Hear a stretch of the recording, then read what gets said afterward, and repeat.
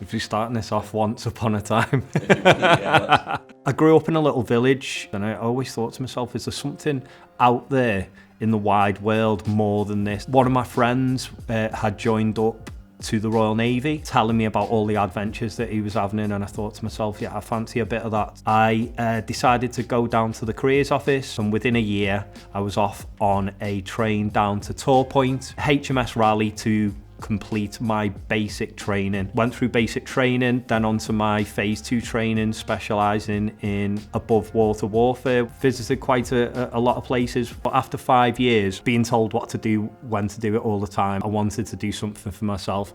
Left the Royal Navy. The first job that I got, I was working in Tesco, order picking. A job came up for Auto Trader. I'm always on the Auto Trader website, daydreaming about Lamborghinis. So I decided to go for the job. I started on customer services. I was nominated by my peers to become the acting area sales manager. There was a lot of pressure on my shoulders at that time at the ripe age of 28. Then what happened was there was rumour of redundancies within Auto Trader. Whilst all this was happening, I had tried to hire a marquee and it was just totally out of my price range. There were some people doing like gazebos with bouncy castles as sort of a sidearm to different businesses. So it got me thinking a little bit. So I thought to myself, right, what I'm going to do now is I'm going to do this properly and write a business plan. So I recruited a lady called Gillian Hunt from John Moores University. She said there's an expensive way and a less expensive way that we can write this business plan. And I was like, well, what's the less expensive one?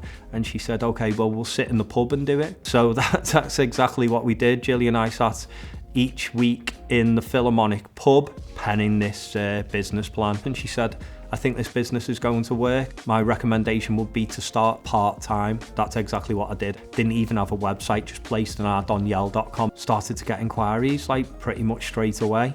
My first marquee hire was a lady called Cheryl. I thought, all right, I'm just gonna have to wing it. She came round, she was like, wow, it looks brilliant. And I was like, yeah, everybody says that. I was getting really busy and I was trying to work it around my day job. But then the rumours of redundancies in Auto Trader became true. And I took the money and started buying more equipment, doing more jobs, and I was full-time by this point. That's when it really took off in the second year. How franchising came about, people were ringing me from all over the country, Swansea, London, Bournemouth, all over the place, asking me if I could go and set a marquee up. It was just like, I can't come, it's like 200-300 miles away. Eventually I got there, got all my franchise agreement done, operations manual, and I was ready to franchise just as COVID hit. Who wants to buy an events business when nobody can put any events on? But we kept marketing, and as soon as the restrictions lifted, we signed our first franchisee. The first one we opened in Newcastle. We've had Milton Keynes, High Wycombe,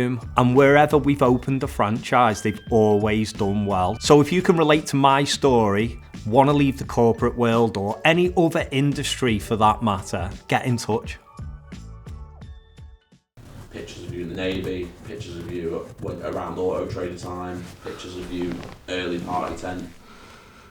Oh mate, yeah, but I look rough as in them days, mate.